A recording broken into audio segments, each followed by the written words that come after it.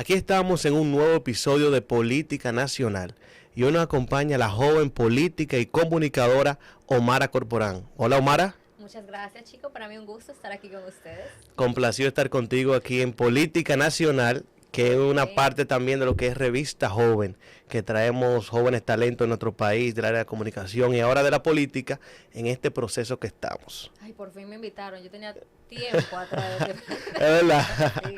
Bueno, viniste en el momento justo de la política, porque tú eres bastante joven como yo.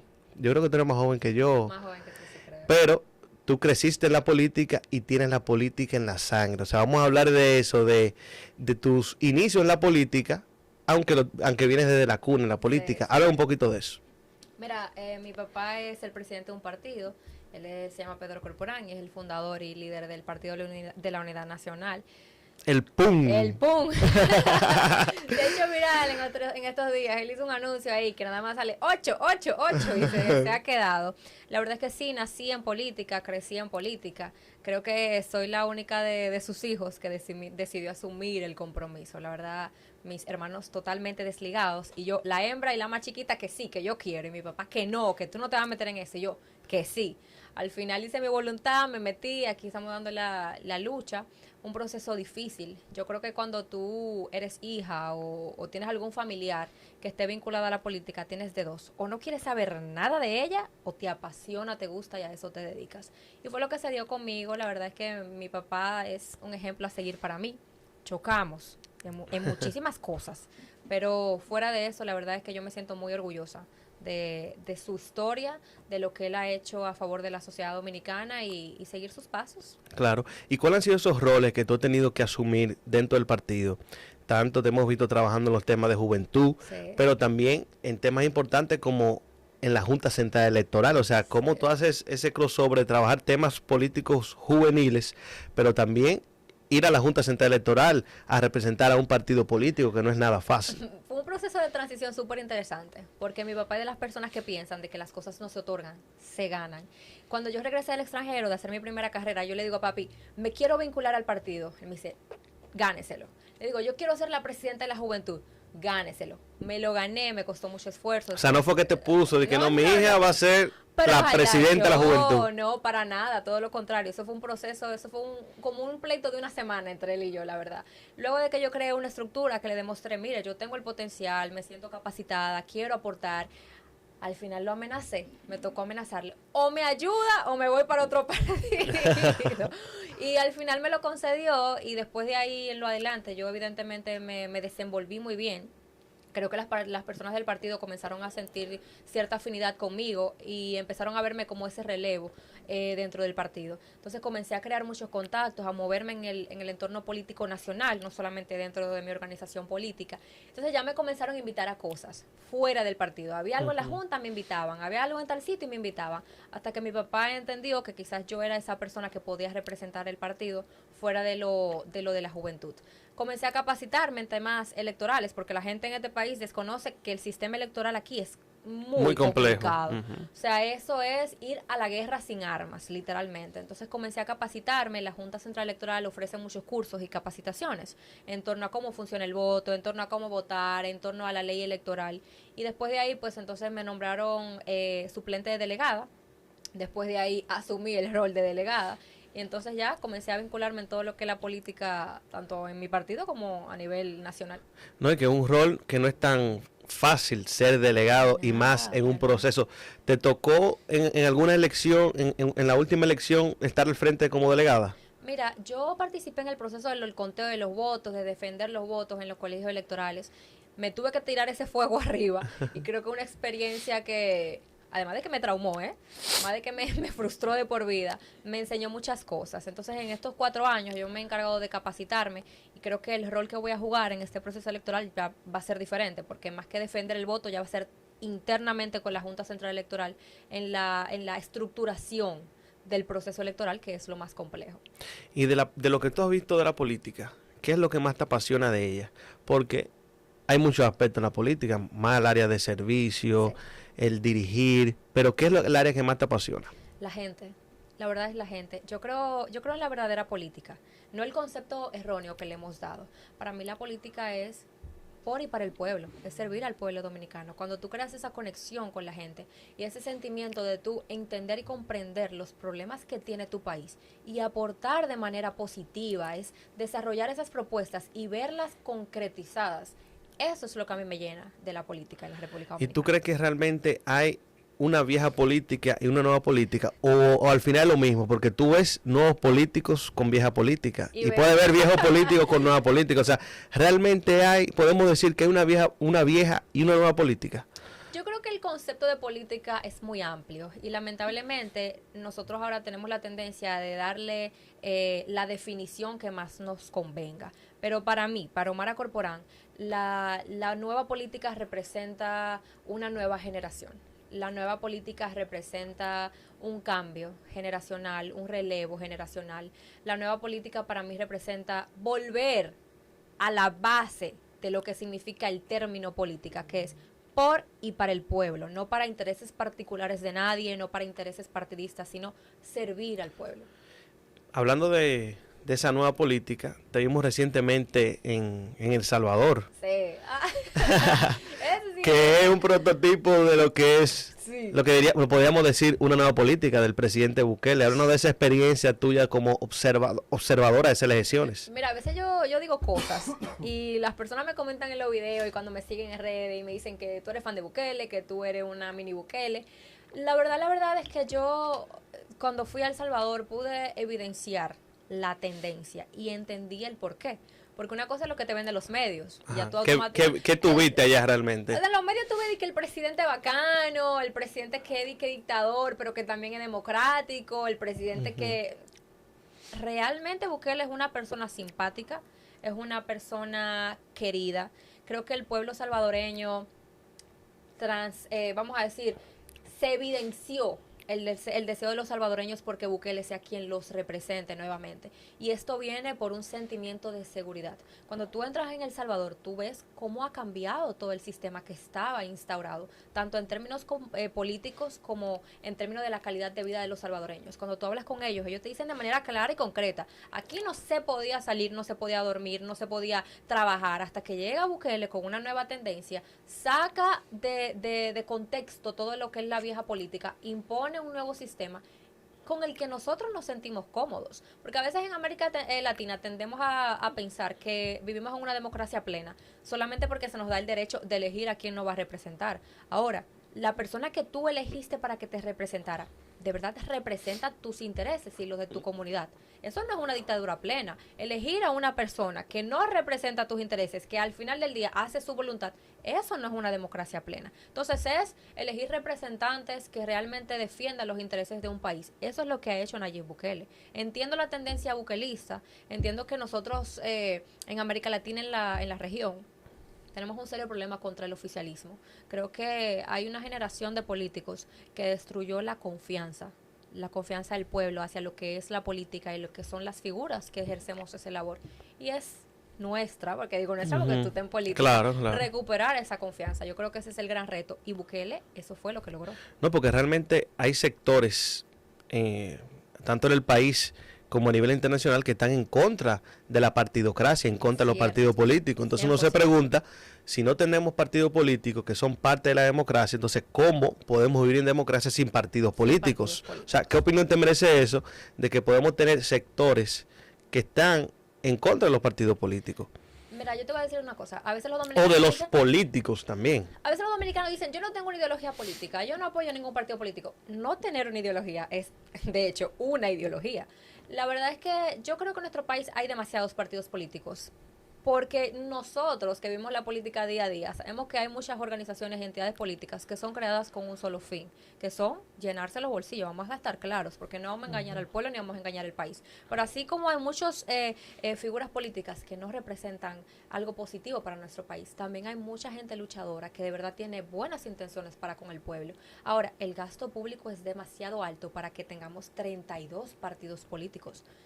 Claro que sí, son importantes. ¿Por qué? Porque aseguran la democracia. Cada sector de la sociedad tiene que sentirse identificado y representado. Pero en serio, tú no tienes en 32 partidos políticos uno que te represente y con el que tú te sientas identificado. O sea, creo que la ley electoral, el tema de los partidos, el tema de los partidos mayoritarios, minoritarios, tiene que ser revisado en nuestro país porque evidentemente estamos fallando en algo. La población no está contenta, el dominicano no se siente confiado de los partidos que tenemos, el dominicano no quiere votar. La abstención al voto en las elecciones pasadas fue histórica y creo que en estas elecciones vamos por el mismo camino porque no hay una confianza en el pueblo hacia los partidos políticos. No, y que en los últimos años hemos pasado aquí, teníamos un bipartidismo, que teníamos dos grandes por mucho tiempo, que era el PRD y el PLD.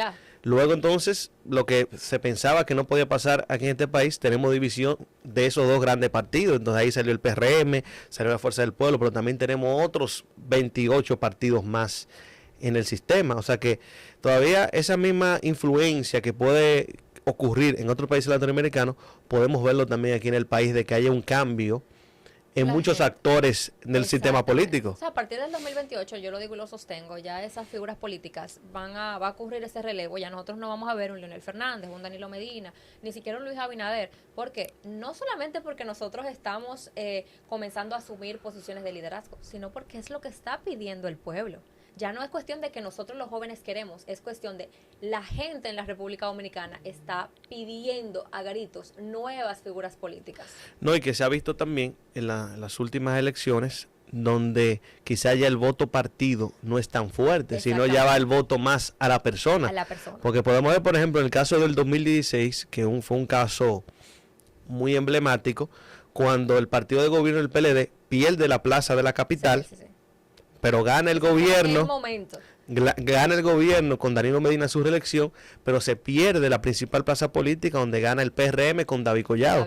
O sea, ahí vimos un fraccionamiento real de que la gente votó por quien pensaba que fuese su alcalde en su momento y quien pensaba que fuese su presidente. O sea, que no había ese voto de arrastre que antes teníamos. Y ahora lo vamos a poder evidenciar todavía más, porque las elecciones no tienen arrastre. O sea, tú puedes votar por un candidato a regidor y un candidato a alcalde, aunque sean de partidos diferentes. Y eso, yo creo que eso va a ayudar a crear un contrapeso en el Congreso, y a que la gente sienta de, wow, hay candidatos que me gustan, aunque no sean de los mismos partidos, pero aún puedo votar por ellos. No, eso facilita la democracia. Y eso ayuda también, por ejemplo, aquí hubo un caso en el 2020, yo fui candidato a regidor, igual que tú aquí en el distrito, la circunscripción número 1, pero el candidato de nosotros, que era Hugo Veras, renunció 10 días antes de las elecciones. Ya las boletas estaban impresas, ya todo estaba listo. O sea, ya ahí no había nada que hacer. Y los regidores nos quedamos prácticamente en el aire. Yo creo que ahora, ustedes que son candidatos a regidores, como van en boletas diferentes, aunque renuncie el candidato a alcalde, ustedes van a seguir con su candidatura. No tienen ese problema. ¿Qué te inspiró a ti a aspirar a regidora del Distrito Nacional? Mira, la verdad es que en el Distrito Nacional, en el Gran Santo Domingo, hay muchos problemas. Y yo tengo que lidiar con esos problemas todos los días, desde que me levanto hasta que llego a mi casa. Yo me cansé de la queja y dije, pero si yo tengo propuestas y cuando yo ando en el carro y estoy en un tapón, yo digo, esto se puede resolver así. ¿Para qué decirlo desde el carro cuando le puedo hacer desde una posición que me permita aportar a esa solución? Eso fue lo que me motivó a mí a decir, ¿sabe qué? La voy a adoptar la candidatura. A mí me la habían propuesto y me la habían propuesto hasta de otros partidos y yo la había rechazado porque yo sentía que en el momento yo estaba muy cargada en términos profesionales y académicos y dije, en este momento no la quiero adoptar. Pero ya cuando el destino, la situación, el contexto político, se dio la situación así como te pasó a ti, de renunció el candidato, ¿qué hacemos? Por favor, Omar, asume esa candidatura. Yo dije, ¿tú sabes qué? Este es el momento, así lo quiso el destino, vamos a echar para adelante y a dar la batalla, porque la peor guerra es la que no se libra. Claro, no, y en una plaza tan importante como es el Distrito Nacional, con muchas situaciones que mejorar. Exacto. En la capital, que es la principal plaza también política del país, pero donde se concentra todo lo que es la metrópolis de de nuestro país. Pero mira que yo fui afortunada de que la circunscripción 1, porque si fuera la 2 o la 3. Que es la misma mía. Ahí está, ya tengo un voto. Bueno, ya tengo un voto. Si tú sales en la casilla del PRD, pero como tú no sales en la casilla del Tú, PRD. ya un voto, ya yo sé que fue mi amiga. No, lo que pasa es que mira, la circunscripción 2 y 3, tú conoces las demarcaciones del país y cómo funciona la política. En cada comunidad hay necesidades diferentes. En términos generales, como que tenemos las mismas problemáticas, pero puede variar dependiendo de la demarcación, de la circunscripción. La circunscripción 2 y 3 requiere un involucramiento del candidato más personal. La gente pide un tú a tú. Pero en la circunscripción 1 es algo más interesante, que es una, vamos a decir, circunscripción más privilegiada. Vamos a decir que todo el mundo tiene un acceso al teléfono. Tú puedes hacer propuestas y puedes hacerte viral y puedes hacer una campaña, como hizo Nayib Bukele en El Salvador, claro, de medios. Sin dar fundita. Sin dar fundita, porque no hay una cultura per se de la dádiva, que es algo que también tenemos que cambiar en nuestro país, porque ya en pleno siglo XXI nosotros tenemos que ir desligándonos de esa cultura que tiene el dominicano, porque al final lo que estamos haciendo es atentando contra nuestra democracia. Aparte de la política, tenemos también en la comunicación. O sea, tú eres bastante controversial, sí, porque te vuelve viral con algunos comentarios que tú haces. Estás en no se diga más, sí, en Top Latina. ¿Y en cuál otro que tú estás también? En Infiltrados. En Infiltrados.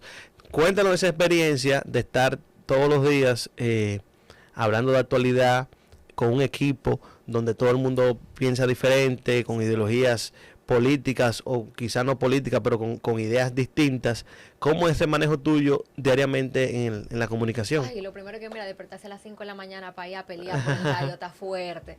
Pero es una experiencia que, digamos que yo era más de televisión. Yo siempre fui de televisión. Cuando me hicieron las propuestas en términos de radio, yo dije, radio. Me pareció interesante, lo intenté y me encantó. Porque siento que tú tienes más ambiente para desarrollarte, porque se siente como un ambiente muy familiar. Tú literalmente es como si estuvieras sosteniendo un debate con gente en la sala de tu casa. Y eso te permite tú fluir más, que se muestre tu esencia, tú ser más tú, desarrollarte más. Cuando me llaman de No se diga más, yo dije, wow, yo tendré espacio en ese programa porque yo estoy con Alex Barrios, que es brillante, estoy con Karina Alarcón, estoy con Odette, estoy con Máximo Romero, que fue candidato a regidor, que son personas que ya, vamos a decir, tienen una historia en la comunicación, que son muy capacitadas. Y yo dije, bueno, vamos a dar la pelea. Me incluyo al proyecto, me incluyo al equipo y me encantó, porque al ser personas que tienen ideales diferentes a los míos, que tienen una edad diferente a la mía, que pertenecen a otra generación, que algunos son comunicadores, algunos son políticos, aprendes mucho. El cerebro para mí es como una esponja y mientras más personas en tu entorno tú tengas que tengan esa capacidad y que tengan ese intelecto, tú vas absorbiendo todo ese conocimiento. Este equipo a mí me ha ayudado a crecer muchísimo. Y la verdad es que ninguna idea es la última idea. El mundo es cambiante y uno está en constante aprendizaje. A veces yo digo que yo tengo la idea final y que yo soy la que sé, pero después uno de ellos me salta con un comentario y yo digo, ay Dios mío, yo tengo un año defendiendo una idea y estoy mal. La verdad es que todos los días se aprende algo nuevo y yo estoy honrada de ser parte de ese equipo. Y viendo ahora el contexto político actual de cara a las elecciones presidenciales, que aunque tenemos elecciones municipales, congresuales, es un país presidencialista, sí, y todo se concentra realmente en lo que es la presidencia de la República. Mirando un poco el panorama de cómo tenemos a la reelección del presidente actual, Luis Abinader, con una gran alianza también de partidos políticos emergentes o minoritarios del sistema. Tenemos también la gran alianza Rescate RD con los tres partidos mayoritarios de la oposición y otros partidos también emergentes. ¿Cómo tú ves el panorama político de cara a mayo y de una posible segunda vuelta con esta dispersión de votos que hay con diferentes candidatos presidenciales? Que tenemos 8 o 9 candidatos presidenciales actualmente. Sí, la verdad es que después de las elecciones de ahora de febrero, las municipales, se van a definir muchas cosas. Como tú dijiste, el dominicano está más, vamos a decir, predispuesto a votar en las elecciones presidenciales más que en las municipales. El dominicano no le interesa o quizás no tenga el suficiente conocimiento de cuáles son ni siquiera las funciones de los ayuntamientos, de los regidores, de los alcaldes. Aquí el dominicano piensa que un ayuntamiento recoge la basura y ya. Es mucho más que eso. O sea, el dominicano no tiene como esa pasión por ir a votar el 18. Yo siento que va a haber mucha movilidad por parte de los partidos mayoritarios, dígase PRM, PLD y Fuerza del Pueblo, porque ellos saben que son las elecciones municipales las que definen muchas cosas del panorama político ya para las presidenciales de mayo. Entonces hay que esperar a ver cómo se dan esas candidaturas y cómo se dan esas elecciones de voto popular ahora en febrero para uno tener un panorama más claro.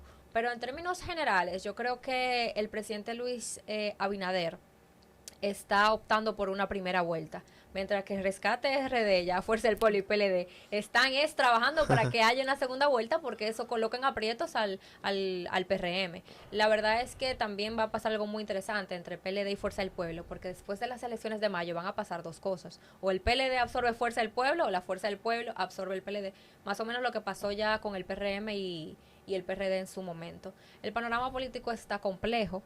El panorama político está interesante porque esta es la última batalla de todas esas figuras políticas como nosotros las conocemos. O sea, esta es la última gran lucha entre Luis Abinader, Danilo Medina y Leonel Fernández, porque el candidato es Abel, pero sabemos que el presidente del partido evidentemente es Danilo Medina. Entonces, es interesante lo que va a pasar en mayo, pero es más interesante lo que va a pasar después.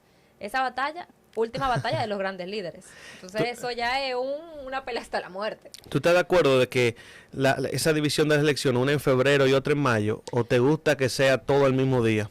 Mira, yo que tengo que lidiar con los temas de la Junta Central Electoral, te puedo decir que cuesta mucho en términos económicos llevar a cabo dos elecciones en días diferentes y en términos de logística y preparación, el trabajo es impresionante. Cuesta también a los partidos políticos la movilización de su militancia. Y le cuesta al Estado también que financia. Exacto. Todo en eso. términos económicos cuesta bastante.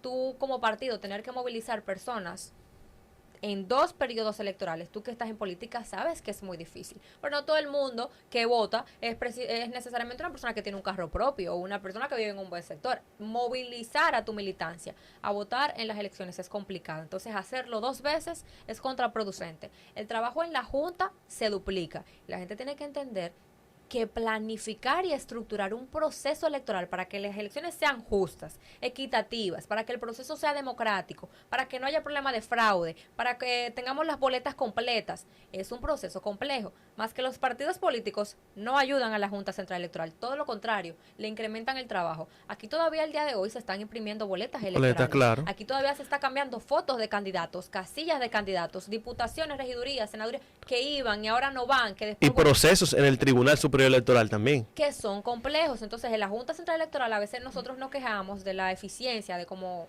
se llevan a cabo los procesos, pero es que el tema electoral, el voto en este país es complejo y la verdad es que los partidos políticos a veces en lugar de ayudar lo que hacen es que desayudan. Si tú tuvieras como política todo el poder para resolver un problema del país, ¿cuál sería el primero que tú resuelves? Mira, lo que pasa es que, ay Dios mío, esa pregunta me la han hecho un par de veces y creo que por primera vez no me voy a quedar así. Porque yo creo que en toda la como ya te la que hice un par de veces, ya tú la has ido. No, en pánico, sudando, en vivo, imagínate. La verdad es que no me gustaría seleccionar un solo problema y no tiendo a hacerlo porque la República Dominicana tiene muchas problemáticas y yo que soy del Distrito Nacional y ahora aspiro al Gran Santo Domingo, sería contraproducente yo enfocarme en uno, porque estoy enfocada en lo que estoy haciendo ahora, pero a nivel nacional uno tiene que pensar en grande, uno tiene que ver la totalidad de las circunstancias, la foto es más amplia, seleccionar un solo problema puede ser que yo esté dejando atrás problemas que tenga otra comunidad o otra provincia, pero en términos generales yo creo que el problema fundamental de nuestro país, ya en términos nacionales, es la educación. Nosotros tenemos un déficit de educación altísimo y un país no hay forma de que se desarrolle si hay falta de educación. Y no solamente estoy hablando en términos académicos y profesionales, estoy hablando ya en términos de civilización. Andar en la República Dominicana en términos generales se ha vuelto un caos. El dominicano anda por ahí haciendo lo que se le da la gana, nadie dice nada y nos quejamos del gobierno y nadie quiere votar, nadie cree en nadie. Tenemos que de verdad desarrollar la educación en nuestro país. Después de ahí, Veremos. Después de ahí siguen muchos, Siguen muchos problemas. Bueno, problemas. fuiste a la biblioteca nueva que hizo Bukele en El Salvador. La hizo China, en colaboración Ajá. con el gobierno de China, porque no fue una obra solamente de Bukele. Fue impresionante, la verdad. Es inmensa. Primero es inmensa, es preciosa y es innovadora. No es la típica biblioteca que tú visitas y que son solamente libros. Tiene un piso de mecatrónica, tiene un piso de robótica, tiene un piso de tecnología donde están todas las computadoras y las pantallas enormes con juegos, PlayStation y demás. Y la dinámica es, para tú jugar 1 hora de PlayStation tienes que durar 1 hora leyendo. Tú ves a los niños sentados todos, dando hojas para la izquierda porque quieren jugar. Pero una vez se ven inmersos en la lectura, se olvidan de que eso era para el fin del juego y se quedan leyendo. A altas horas de la noche, filas y filas, mar de gente para poder entrar a la Biblioteca Nacional de ahora de El Salvador, el INAVIES. La verdad es que es impresionante esta iniciativa que ellos han tenido. Tienen un piso de inclusión para niños que sufren de autismo, que tienen todo tipo de síndromes, tienen una terraza impresionante, tienen muchísimas políticas e iniciativas como para incentivar la lectura. La verdad es que una vez se critica a Bukele, pero después te salta con algo así, tú dices, pero ¿cómo no me gusta? Omara, gracias por estar aquí con nosotros en Política Nacional y Revista Joven. Gracias. Pero antes de irnos, yo creo que tú le des un mensaje a esos jóvenes dominicanos, políticos y no políticos, que siguen Revista Joven, que siguen Política Nacional, que puedan reflejarse en ti, que tú también has podido cumplir tus sueños, que has podido lograr tus metas a tu corta edad, aunque sé que te quedan muchas por lograr, pero que ellos también puedan motivarse a través de tu ejemplo. Mira, lo primero es, y más bien lo único, yo sé que es difícil, porque hemos perdido la confianza en la política, pero si nosotros nos sentamos de brazos cruzados y solamente damos un voto de rechazo, no estamos aportando nada positivo a nuestro país. Así que demos un voto de confianza, vamos a creer en nuestra generación, vamos a apostar por esta nueva generación, porque yo confío en nosotros. Yo creo que de verdad nosotros vamos a implementar algo positivo en nuestro país. El 18 de febrero, en mayo, voten por quien sea, pero voten, porque eso es lo que asegura nuestra democracia y el desarrollo de nuestro país. Gracias, Omara, y gracias a ustedes por seguir Revista Joven y Política Nacional. Hasta la próxima.